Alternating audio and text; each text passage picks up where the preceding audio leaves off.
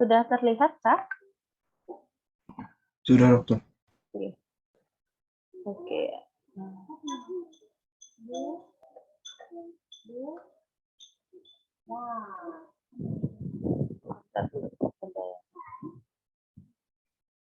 Ditunggu, saya memperbaiki lagi sedikit.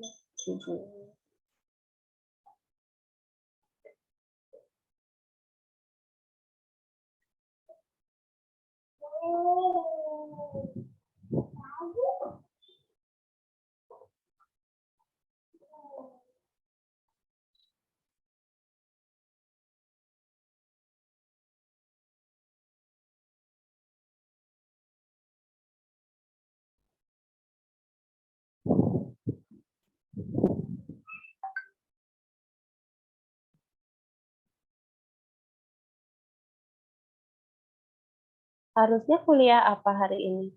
Kok bisa kosong? Harusnya ada IKGM dokter, tapi karena dokternya berhalangan jadi kosong dokter. Oke, siap-siap ya. Ya, jadi ini kita akan mempelajari tentang histologi sistem pencernaan. Itu mulai dari kafum oris, untuk glandulanya atau kelenjarnya kan sudah dari dokter Asri ya, Dek? Apa belum ya? Untuk ada kelenjar ludah sudah ada diajarkan sebelumnya? Suara saya terdengar nggak?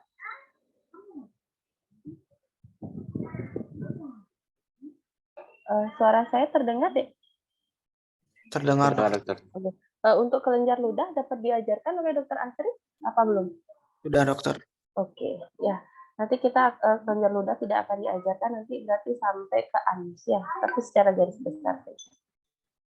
Ya, jadi untuk sistem digestif itu ada yang sistem organnya, itu terdiri dari mulut sampai ke anus, itu yang akan kita pelajari hari ini, dan juga ada aksesoris atau organ pendukungnya, tapi karena tidak terlalu mendalam ya, mungkin yang organ pendukungnya yang berhubungan dengan kedokteran gigi adalah kelenjar yang ada di rongga mulut, itu sepertinya sudah diajarkan oleh dokter Asri ya.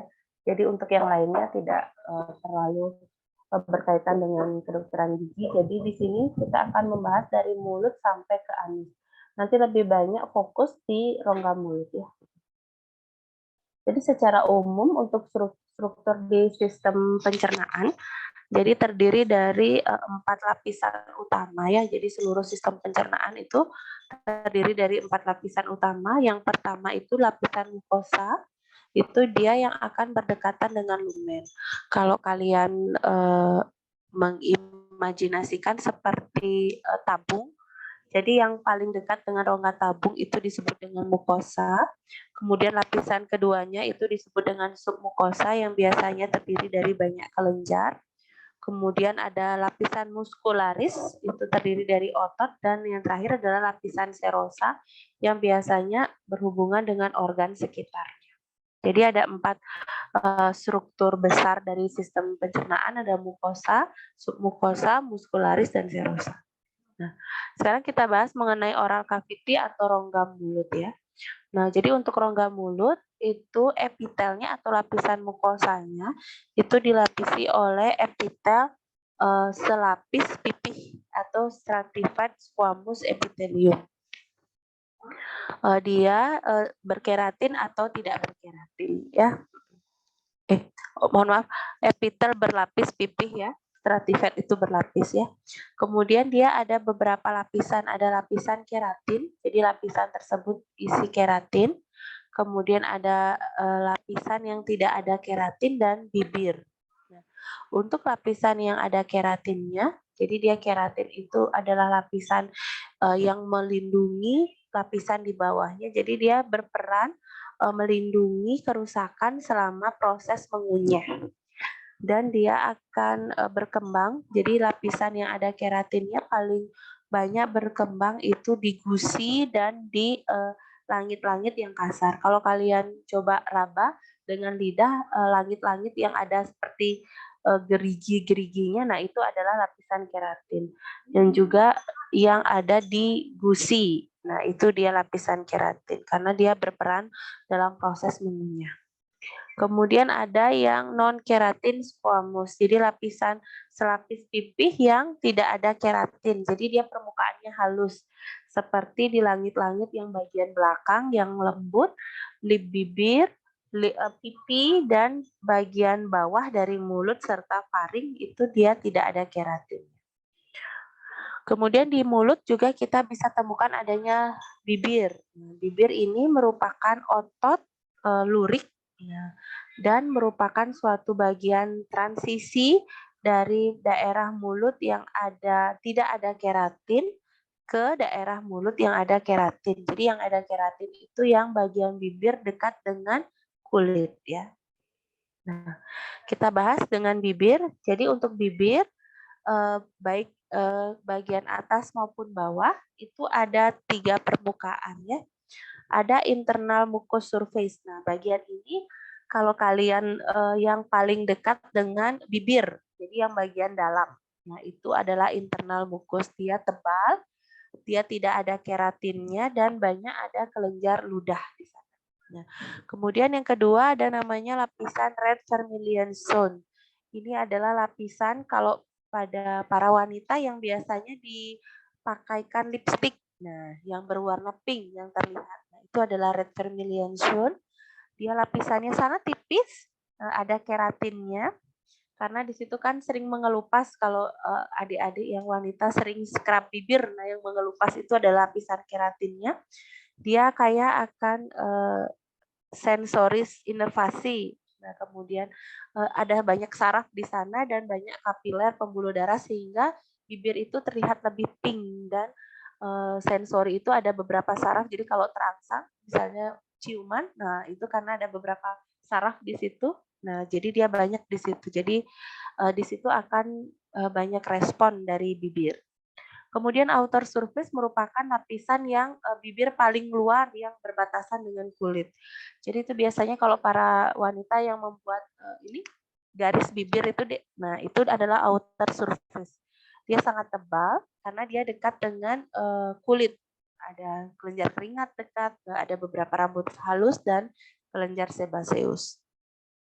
Nah kita lihat, nah ini adalah ototnya. Nah, yang M ini adalah otot dari otot lurik. Nah, ini FV ini adalah vermilion zone atau daerah yang biasa dipakai lipstick. S ini adalah yang dekat dengan kulit.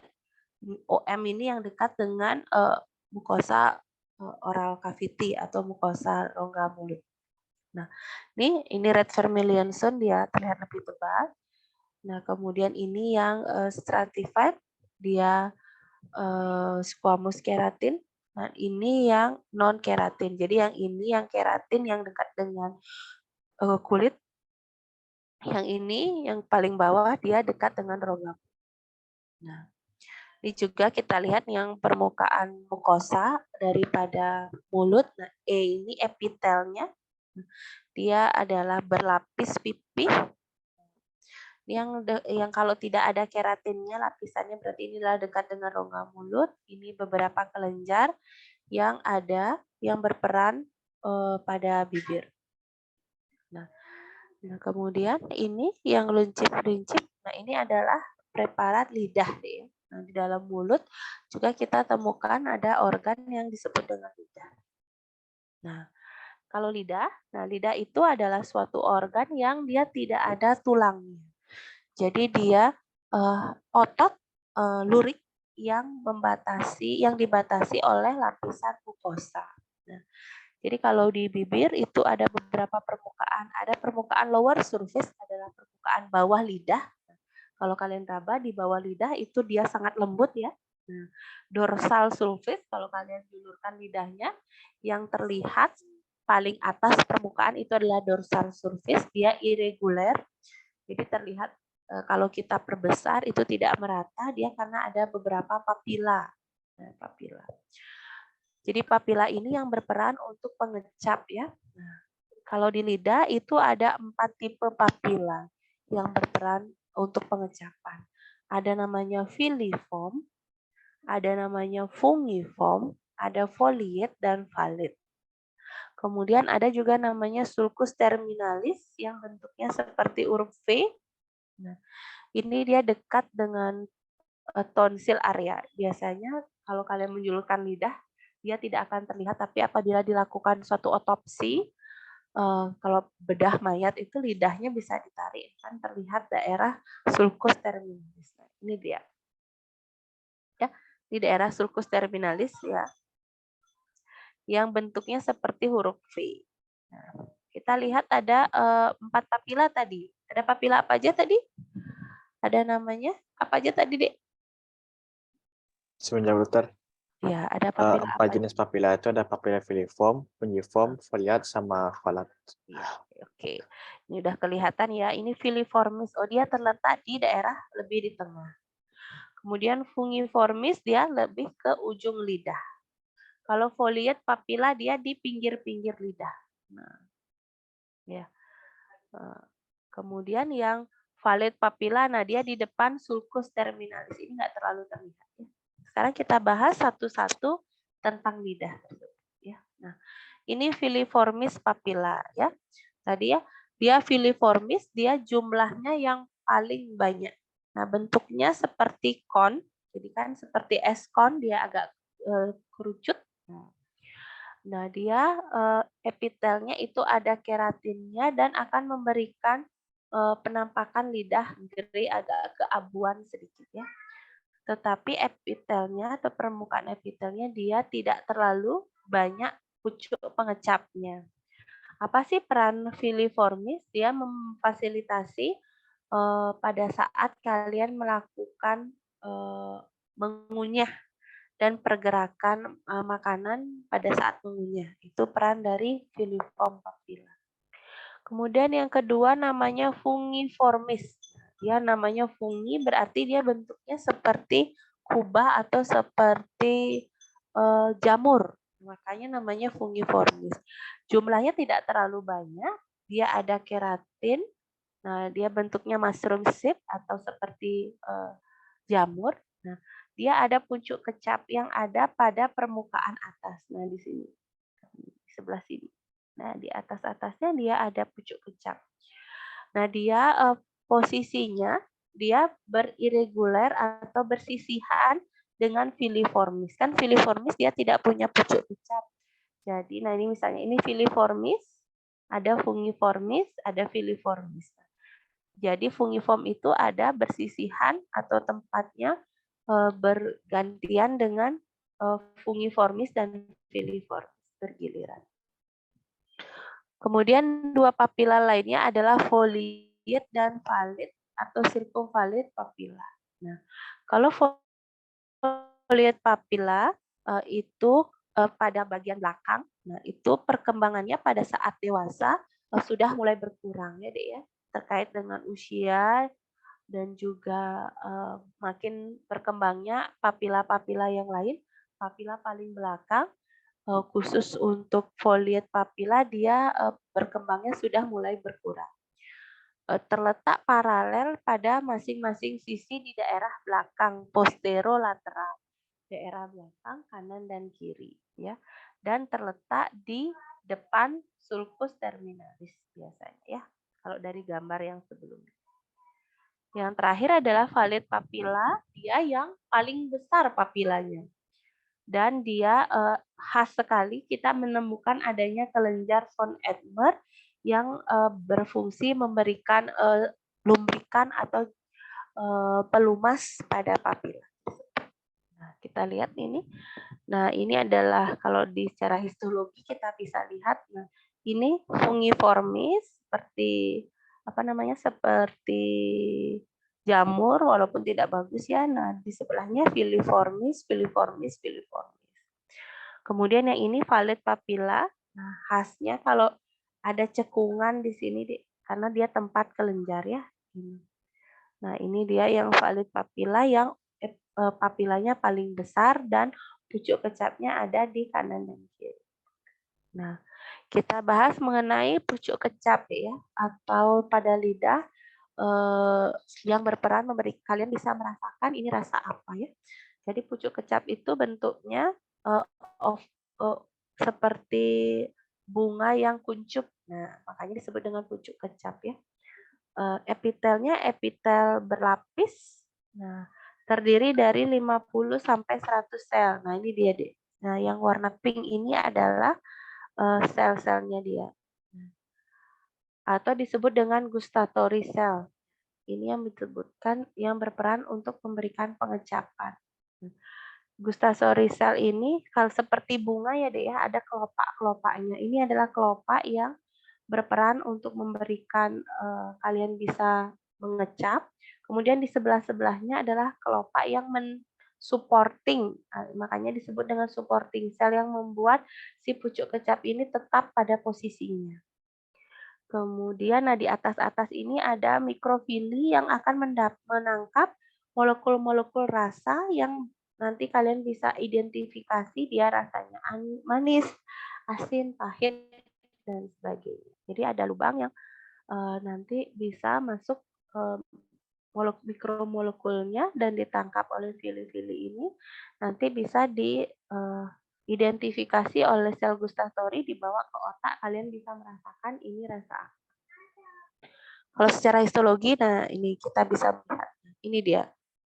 Ini di pucuk kecap yang ada di papila, kemudian diperbesar lagi, nah ini porinya atau lubangnya. Nah ini adalah sel-sel yang tadi seperti bunga, ada sel gustatory dan juga ada sel supporting.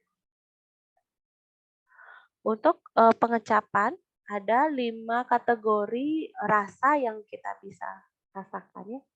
Ada yang metal iron, itu kita bisa merasakan rasa asin. Kemudian yang kalau ion hidrogen itu nanti merasakan rasa asam. Kemudian dari gula itu related dengan komponen organik juga kita bisa merasakan rasa manis.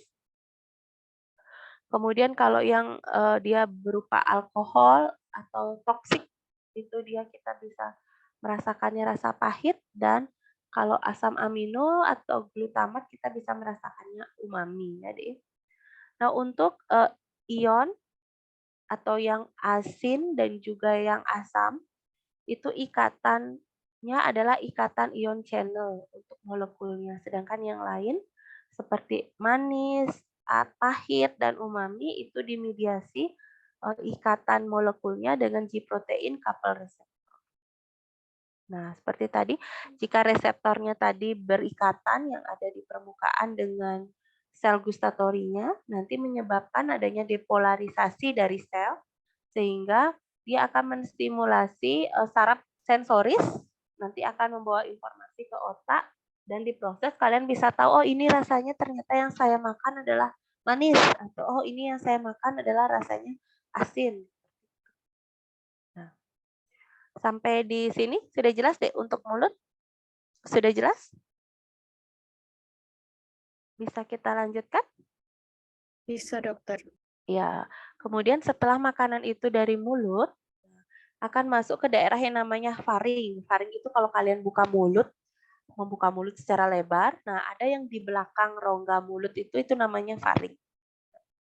Itu merupakan transisi antara daerah oral cavity dan respiratory serta digestif. Karena kan di atas mulut itu ada hidung. Nah, hidung itu respi atau penciuman atau pernafasan. Kemudian ada oral cavity. Nah, mulut terkait dengan pencernaan. Jadi dia adalah merupakan daerah transisi.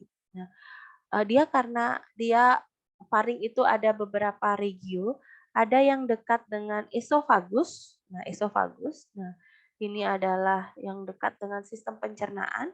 Epitelnya adalah berlapis, pipih tapi tidak ada keratin.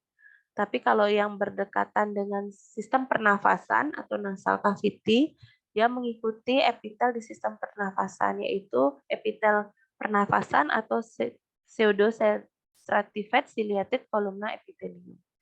Kemudian ada yang dekat dengan tonsil. Itu faring yang dekat dengan tonsil, itu di daerah bawah lagi. Yang kalau kalian buka mulut yang amandel, nah itu misalnya dia ada banyak mukosa kelenjar saliva. Karena faring ada dekat dengan tonsil ya. Tonsil itu amandel kalau bahasa awam. Nah, kemudian kita masuk, nah dari makanan melewati faring dia akan masuk ke esofagus. Nah, esofagus merupakan suatu saluran ya, saluran muskular. Jadi dia terdiri dari otot, jadi dia kayak pipa panjang, panjangnya sekitar 25 cm. Tempat lewatnya bolus itu ya makanan yang sudah dicerna atau dia sudah bentuk kecil-kecil disebut bolus dari orofaring, dari mulut melewati faring sampai ke lambung dia akan melewati esofagus. Kita lihat mukosanya bagaimana lapisan di esofagus. Dia terdiri dari lapisan epitel berlapis pipih, tidak ada keratinnya ya. Kemudian di belakangnya lagi ada kelenjar yang khas ya, kelenjar esofagus. Kemudian ototnya adalah otot polos.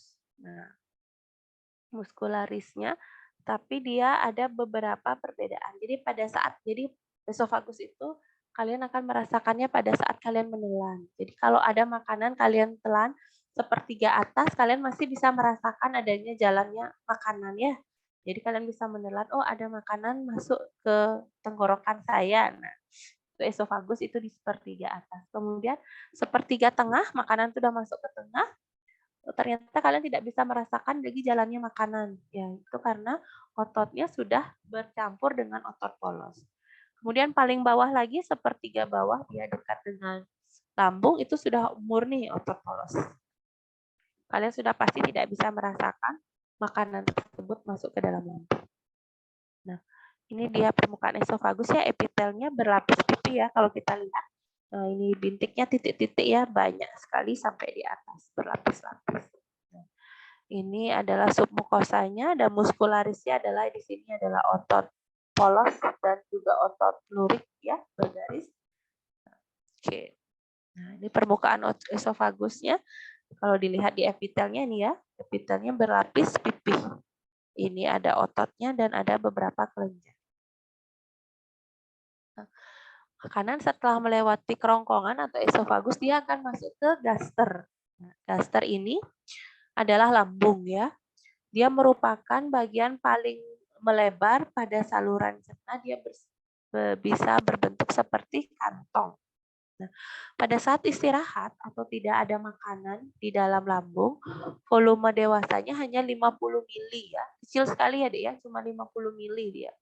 Tetapi pada saat kalian makan, kemudian ada cairan di sana, jadi kalau istirahat itu pada saat puasa misalnya. Tapi kalau ada makanan dan cairan, volumenya bisa sampai 1.500 mili ya, 30 kali lipat bisa melebar itu lambung. Sehingga kalau misalnya ada orang yang mau menurunkan berat badan, kalau kalian tahu dia lambungnya dipotong. Jadi lambungnya nggak bisa membesar lagi sampai tadi 30 kali itu nggak bisa karena dia dipotong ukurannya. Sehingga volume makanannya itu yang bisa ditampung sedikit. Nah, jadi itu biasanya orang yang mau diet itu dengan ekstrim dia memotong lambungnya. Secara anatomi, lambung itu dibagi menjadi 4 bagian. Ada bagian kardia, fundus, korpus, dan pilorus. Nah, kardia itu daerah sempit di bagian atas, fundus itu daerah bentuknya kubah, body itu daerah yang paling besar, dan pilorus dia yang dekat dengan bagian usus halus ya atau duodenum. Nah, ini dia.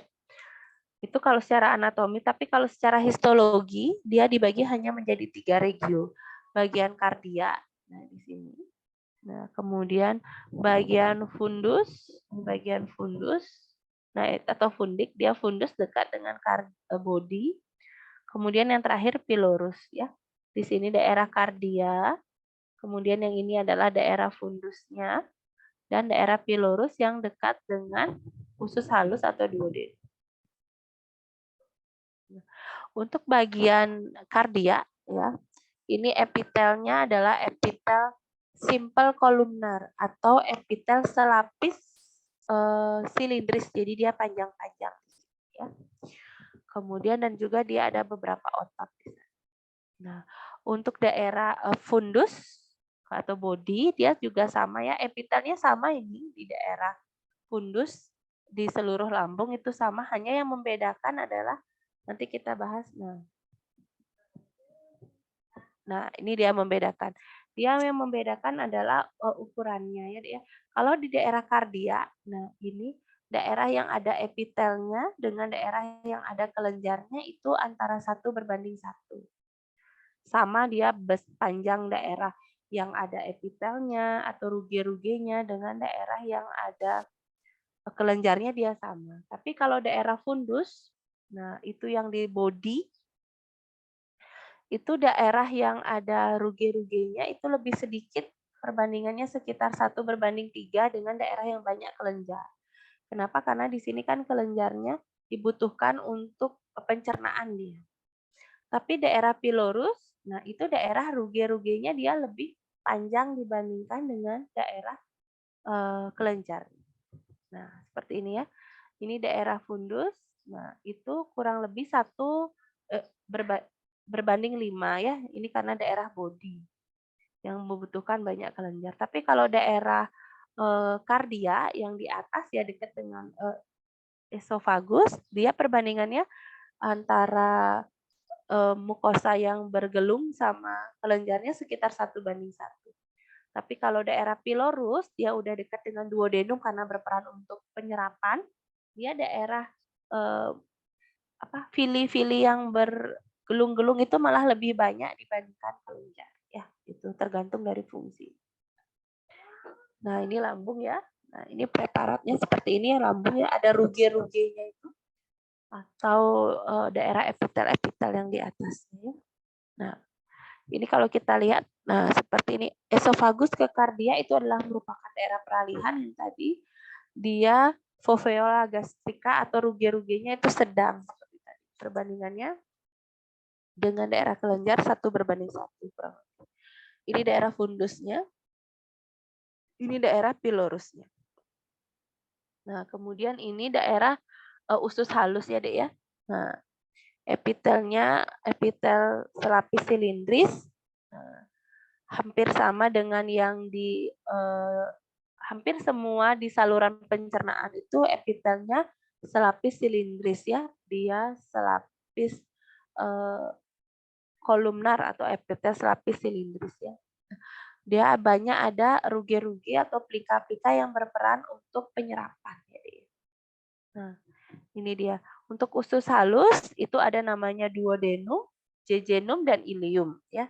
Khasnya kalau pada duodenum itu kita bisa menemukan kelenjar namanya kelenjar Balmer. Ini yang berperan untuk penyerapan. Kalau di jejunum, sel yang khas itu namanya sel Panet yang berperan untuk sistem imun sistem. Nah, kemudian di ilium juga ada Peyerpatz juga sama berperan untuk imun sistem ya. Kemudian masuk setelah dari usus halus, duodenum, jejunum, dan ilium, dia masuk ke usus besar atau disebut dengan kolon. Sama juga epitel selapis silindris, tapi khasnya dia ada sel goblet dan nama ruge-rugenya itu adalah Cryptolibercun. Kalau nama Cryptolibercun itu pasti di kolon atau usus besar ya. Dia ototnya jelas otot polos karena kalian tidak bisa merasakan perjalanan dari sisa-sisa bolus yang sudah diserap. Nah, kemudian setelah masuk ke dalam usus besar, nanti yang terakhir akan masuk ke rektum dan anus. Ini sudah mau dikeluarkan ya, sisa-sisa makanan yang sudah tidak diperlukan. Karena dia rektum dan anus ini adalah suatu daerah peralihan. Jadi epitelnya juga epitel peralihan ya. Jadi dari selapis silindris, kemudian dia akan berubah menjadi berlapis gepeng ke daerah anus ya. Kemudian dia akan banyak ada kelenjar di sini ya untuk membantu pengeluaran dari makanan yang atau ampas-ampas yang sudah tidak bisa dicerna. Nah, sudah selesai di sana. Kemudian yang terakhir ada yang namanya appendix. Kalau kalian pernah dengar, saya operasi usus buntu. Nah, ini dia appendix atau kalau bahasa awamnya umbi cacing atau usus buntu ya. Di sini merupakan suatu struktur ya dulu itu struktur ini tidak diketahui apa sih fungsinya umbai cacing. Nah, tetapi setelah makin lama sudah dilakukan penelitian, ternyata di umbai cacing ini atau di appendix dia banyak ada sel-sel imun sistem yang berperan untuk pertahanan sistem kekebalan tubuh kita, ya. Jadi khasnya di situ dia epitelnya serapis silindris dan dia ditemukan banyak nodus limfatikus, ya. Ini yang berperan untuk imun sistem, ya. Jadi ternyata dia berperan untuk imun sistem. Tetapi karena dia buntu, jadi kalau ada makanan yang masuk ke dalam sini dan tidak bisa diolah lagi, dia akan makin lama terpendam di sini dan lama-kelamaan terjadi bakteri di sini, imun sistemnya tidak bisa membunuh, lama-kelamaan membengkak dan terjadilah yang namanya usus buntu dan harus segera dilakukan operasi agar tidak pecah. Ya, sekian dari saya. Jadi materinya bisa diambil di Janquera, ada di Gardner dan ada juga di buku Tortor. Ya, sekian untuk presentasi saya atau kuliah saya. Ada pertanyaan dari mulut, kemudian kerongkongan, lambung, kemudian usus halus, usus besar, rektum, dan appendix. Sudah terbahas secara umum, jadi nggak terlalu mendalam.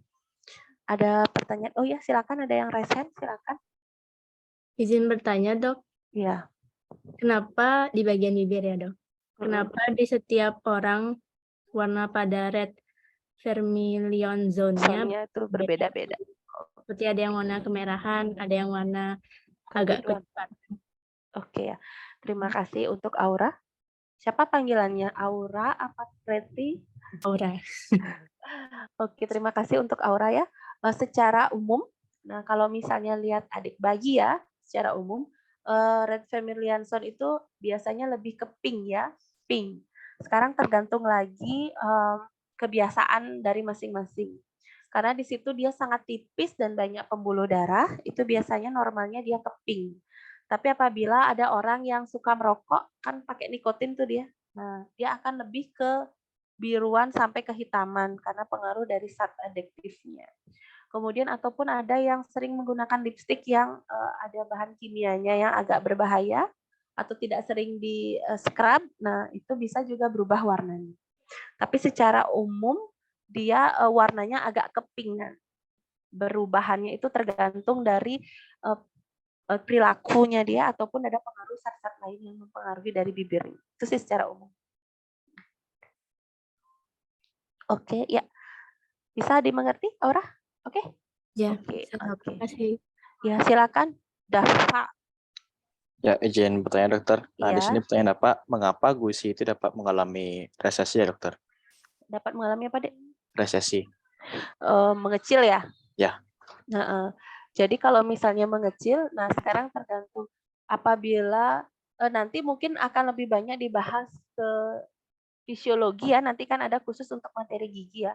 Kalau setahu saya secara histologinya, apabila gusi tersebut, nah pertama kan gusinya itu dia akan mempengaruhi dari tempat tumbuhnya gigi kan gitu ya.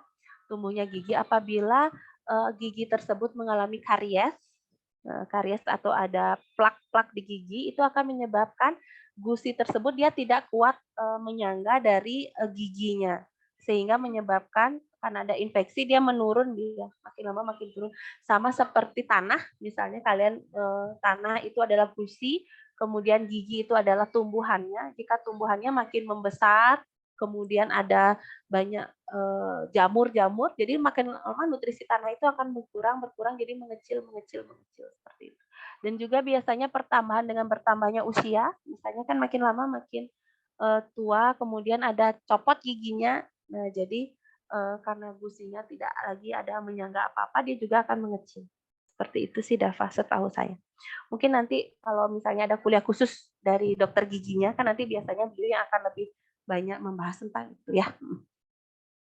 Oke. Ya, terima kasih dokter. Oke, ada lagi? Saya enggak kelihatan. Ada lagi yang resen enggak? Udah ya? Oke. Ada lagi? Yang mau, berarti besok kita nggak ada kuliah ya. Besok kalian bisa memajukan yang lainnya. Saya bisa stop share ya. Gimana? Ada lagi yang mau bertanya? Kalian berarti habis ini nggak ada kuliah lagi? Ada dokter bahasa Indonesia, dokter. Oke. Masih tetap online ya, karena masih pembangunan ya. Iya, dok. Semester depan online lagi? Sepertinya sudah offline, dokter. Oh gitu. Iya. Ya, semangat ya, biar bisa ketemu sama teman-teman. Biar enggak ketemunya virtual aja. Udah, ada lagi yang mau ditanyakan? Nanti untuk ininya, materi kuliahnya saya akan kirim ke Anda ya.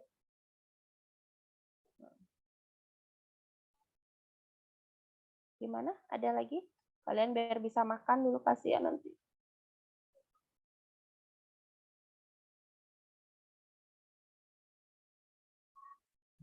Nah, saya kirim ke Anta dulu. Gimana? Ada lagi yang bertanya? Ini enggak sudah tidak terlalu ini ya, jadi tidak terlalu mendalam. Karena kan fokusnya bukan seperti dokter umum ya. Jadi ini saya sudah pilihkan yang lebih banyak tuh di daerah rongga mulut. Kemudian yang lainnya cuma nice to know aja biar tahu. Sudah? Bisa diakhiri Anta atau bagaimana? Bisa, dokter. Oke. Saya sudah kirim. Ya, sudah terkirim di Anta. Di tempat saya sudah terkirim. Semoga nanti bisa membantu ya perkuliahan di kedokteran gigi. Semangat ya. Oke. Saya bisa akhiri ya Anta? Ya, dokter. Ya, terima kasih. Selamat belajar ya. Terima kasih banyak, dokter. Selamat pagi, dokter. Terima kasih, dokter. Terima kasih, dokter.